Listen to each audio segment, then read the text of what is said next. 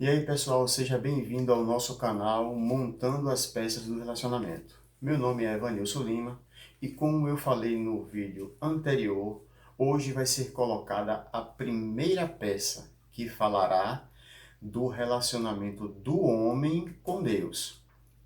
Vamos iniciar o estudo. É importante que vocês tenham a Bíblia na mão. Alguns chamam a Bíblia de livro, mas a Bíblia não é um livro. A Bíblia significa coleção de livros sagrados, ou seja, é como se fosse uma biblioteca de escrituras sagradas. E a gente vamos para o livro de Efésios, capítulo 1, versículo 4. Vamos ver o que nos fala a palavra do Senhor lá. Que o Senhor nos dê graça e que a palavra do Senhor ache morada em nossos corações. Diz assim o livro de Efésios, capítulo 1, versículo 4. Porque Deus nos escolheu nele, antes da fundação do mundo, para sermos santos e irrepreensíveis em sua presença. Tem algumas traduções bíblicas que diz que para ser santos e perfeitos. Mas vamos tentar entender esse texto, né? Deus nos escolheu nele. Antes da fundação do mundo. Não existia mundo, foi antes. E a gente, vamos colocar aqui como supor, somos filhos adotados em Cristo. Não precisa ler o que está aqui não, mas só para entender. E Deus nos escolheu em Cristo, dentro dele, antes da fundação do mundo, para sermos santos e irrepreensíveis em sua presença. Aqui a gente pode notar algumas coisas com relação a isso. Primeiro, né? Surgiu a vontade. Pai, Filho e Espírito Santo estava na eternidade e surgiu a vontade de ter pessoas que representassem a sua glória na terra. Mas não existia terra. Essa vontade foi gerada no coração de Deus e formada como se fosse no ventre do Senhor. E começou a crescer essa vontade, mas não tinha terra. Então tinha que se construir a terra para que o sonho do Senhor em nos criar fosse concretizado. Então no livro de Gênesis, a gente vai notar sobre essa criação. Vamos supor que aqui, como falamos sobre Pai, Filho e Espírito Santo, gerou essa vontade de gerar criaturas que representassem a glória deles. É como um casal que se forma. O marido, a mulher, e depois ele quer ter alguém correndo no meio da casa que represente os dois. E esse representar surgiu o sentimento de ter alguém que representasse a sua glória. Então o casal normalmente deve fazer assim, crescem, estuda, trabalha, se conhecem, se casam e começam a construir a sua família. E nesse gerar no ventre da mulher a necessidade de ter alguém que represente o amor dos dois, quando a mulher diz estou grávida, ou seja, já está gerando no seu ventre, entra a preocupação de comprar as coisas. Agora é mamadeira, é fralda, é berço, é inúmeras coisas para suprir a necessidade daquele que vai nascer. E assim também foi com o Senhor. Então no livro de Gênesis, o primeiro livro da Bíblia, Gênesis vem do grego início, que significa a origem da humanidade. Então, em Gênesis capítulo 1, versículo 26, do capítulo 1, do 1 em diante até o 26, foi se formando e se criando as coisas.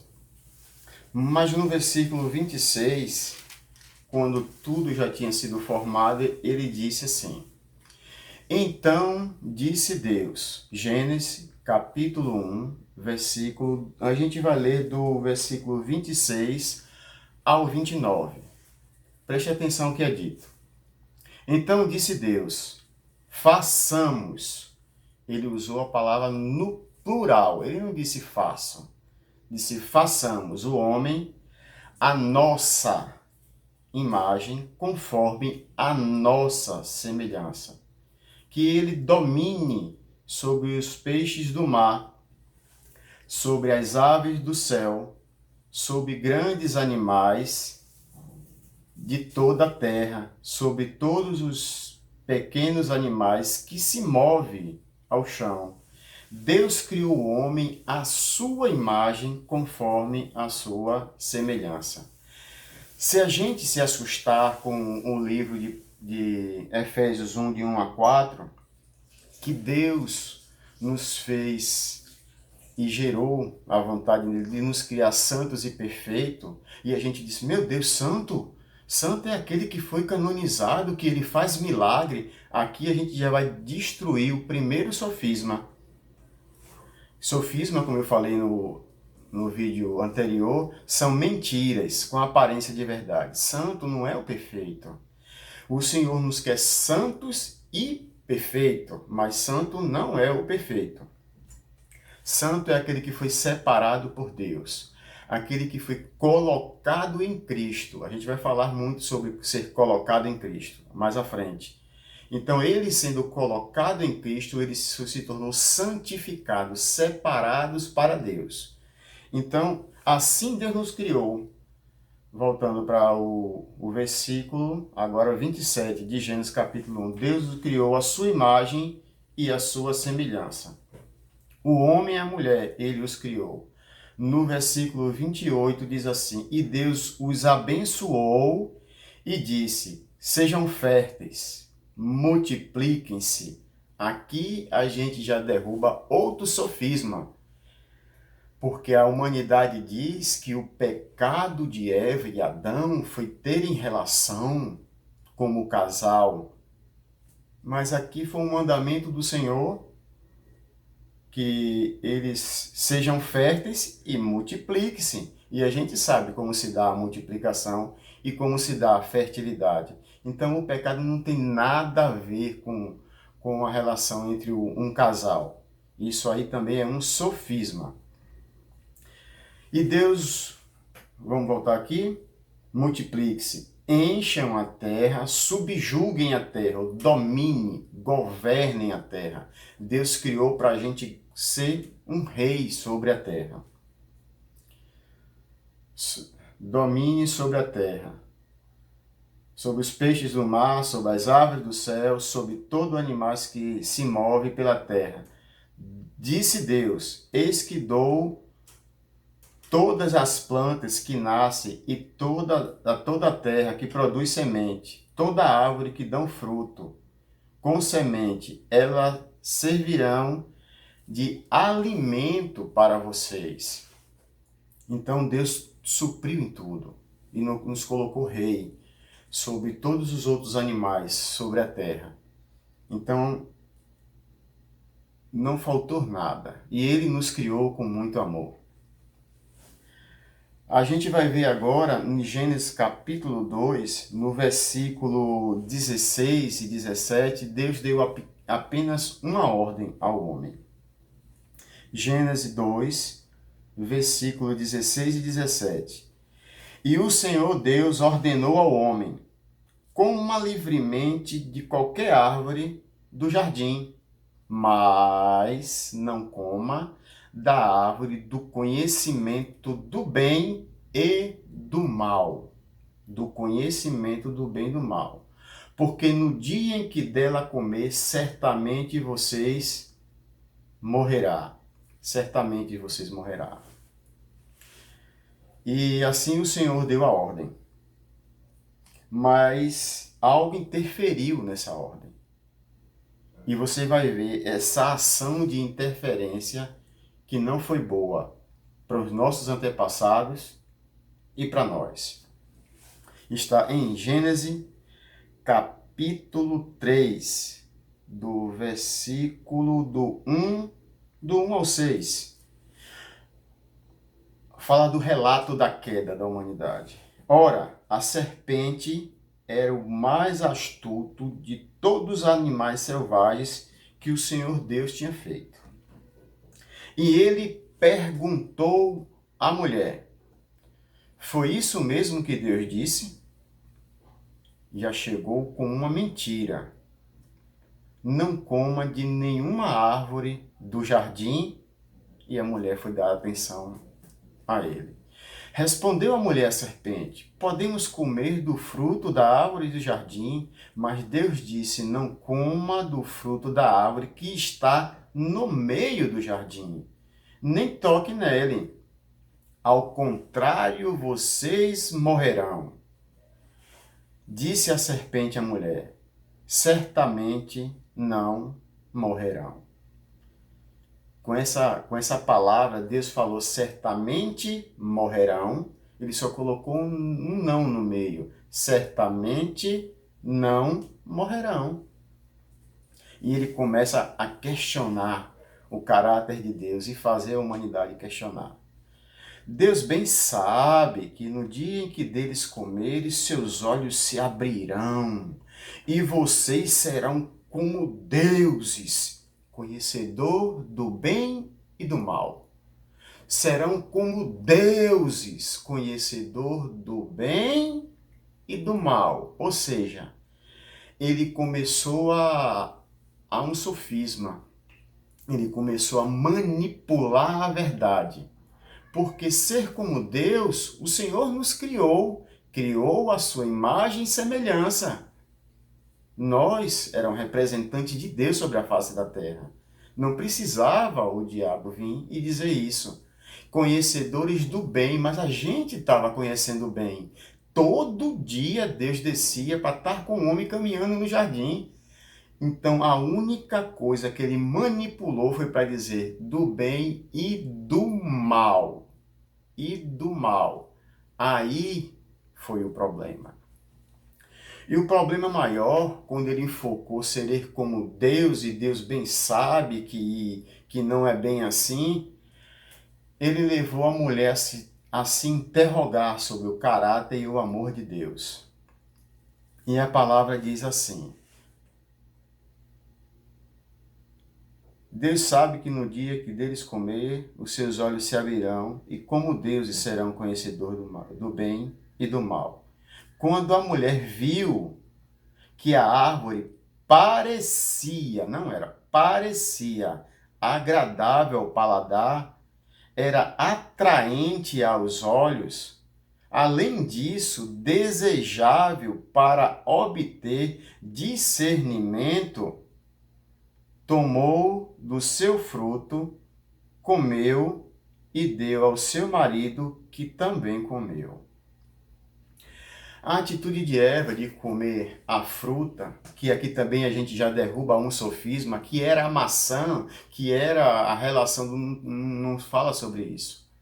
Fala sobre uma árvore do conhecimento do bem e do mal. E a intenção dela, que entrou no coração dela, foi querer ser Deus. Se eu comer, Deus não quer que eu coma aquela árvore, porque aquela árvore se torna Deus. E eu não sou Deus, e eu não quero obedecer. Eu quero ser Deus. E entrou no coração dela.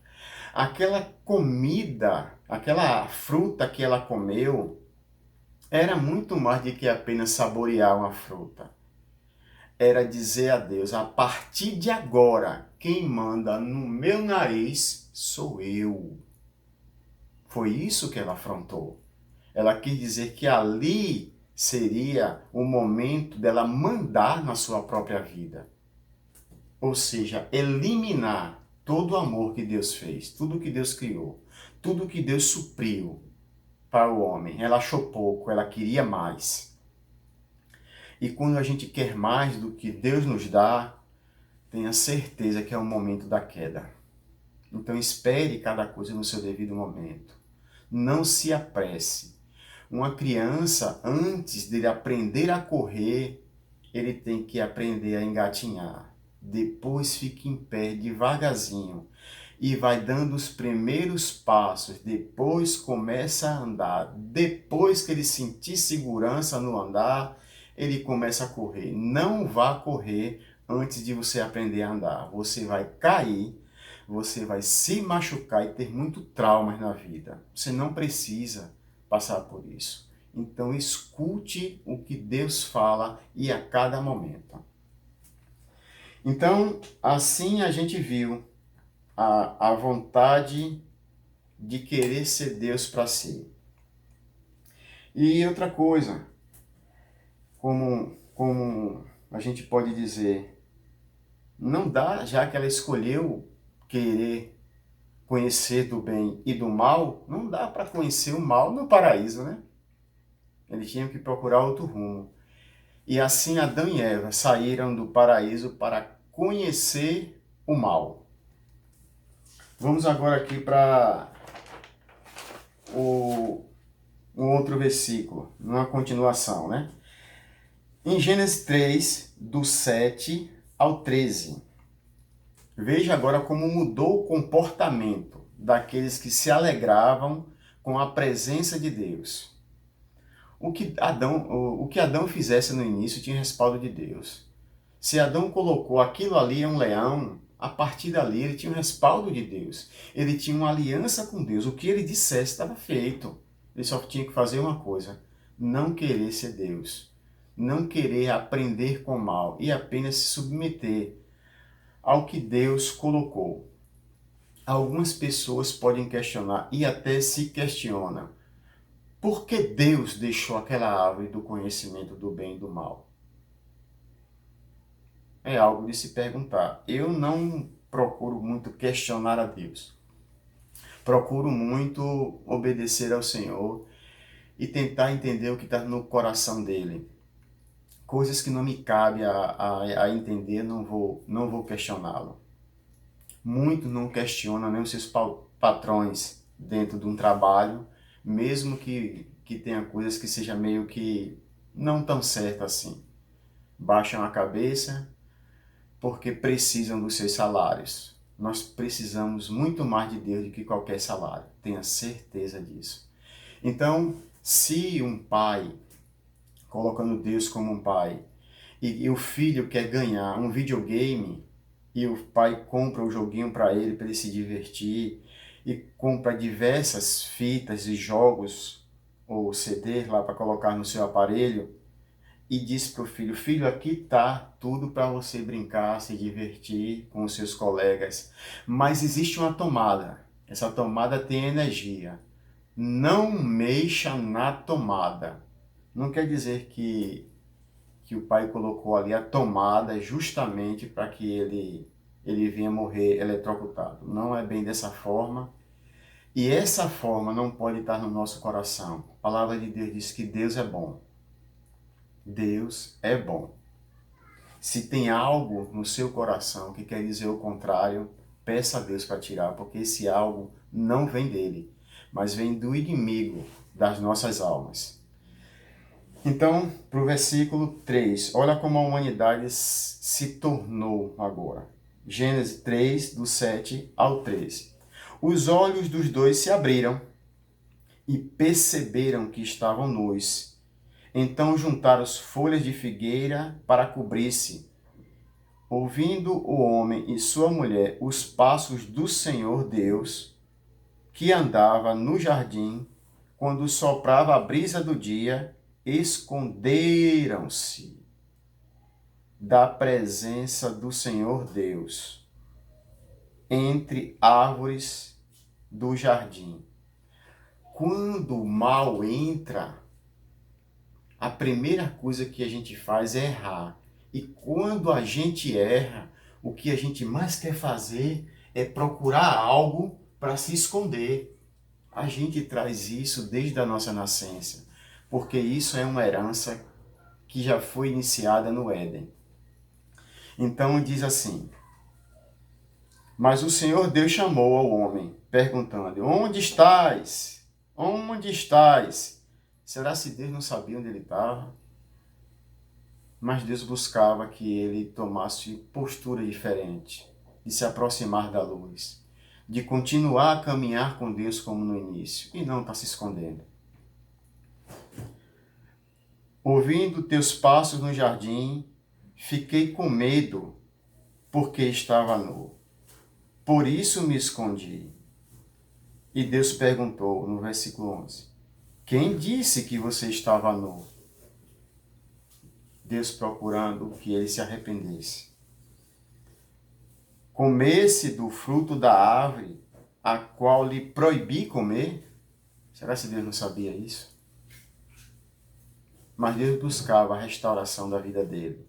Ele dizia, Senhor, eu comi, eu errei, me perdoe, não vou mais fazer isso. Mas não foi essa a postura dele. Quando o mal entra e a gente não tem o arrependimento, tem um sentimento de culpa, o que resta muito, o que sobra muito é a acusação.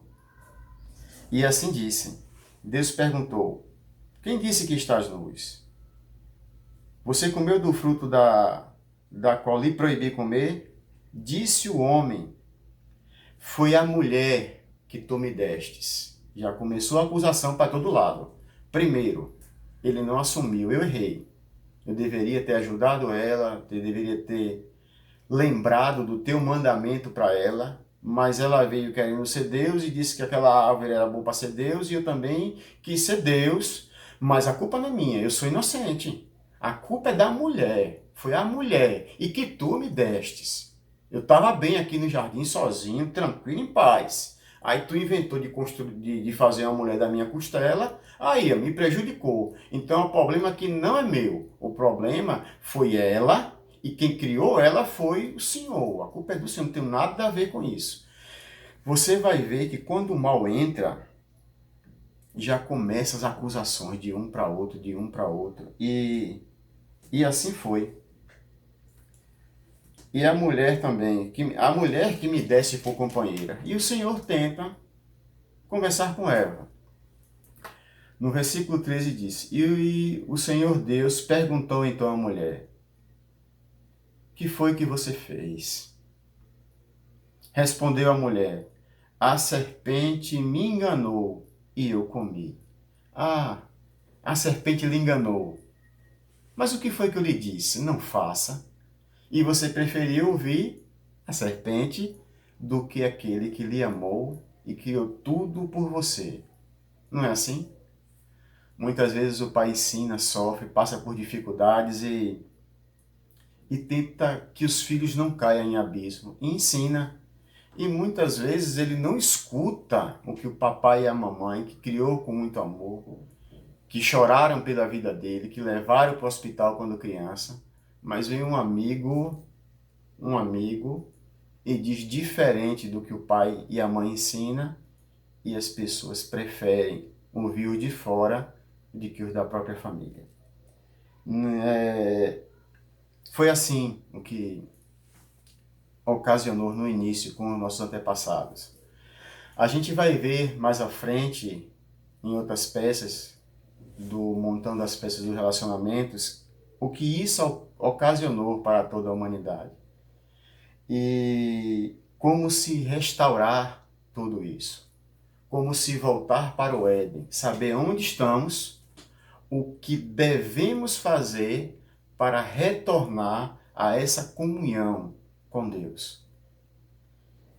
E no momento certo nós falaremos sobre esse retorno e como se dará todas essas coisas. Continue assistindo o próximo vídeo, a próxima peça, será a peça de número 1.1.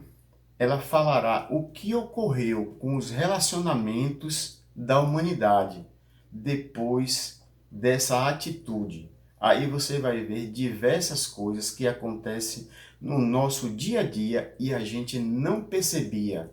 E o quanto isso é prejudicial para a nossa vida e para aqueles que estão ao nosso redor. Por isso, eu lhe convido a você a se inscrever no canal para ser sempre notificado, a ativar o sino, para que você receba a cada peça nova lançada, a curtir, a compartilhar para aqueles seus amigos que precisam também dessa palavra. Todos precisamos, principalmente eu. Quanto mais eu falo para vocês, para lhe ajudar, mas também fortifica em meu coração. Também me incluo nisso. Preciso a cada dia. E louco é aquele que acha que não precisa. Então, lhe convido a se inscrever, lhe convido a ativar o sino, lhe convido a compartilhar e principalmente não perca nenhuma parte do nosso canal. Outra coisa, nada é por acaso. Você não é obra do acaso. Quem lhe criou tem um propósito na sua vida. E quando lhe criou, ele colocou algo de um código genético, que está na unha, na pele, no sangue, no cabelo, um código que identifica quem são os seus próximos, as pessoas mais próximas a você. Em cada um de você foi colocado uma digital, um código que lhe identifica como único existente desde o início do mundo até a restauração de todas as coisas. Então você é único, você não é obra do acaso. E Deus é fonte de vida. Não ignore isso.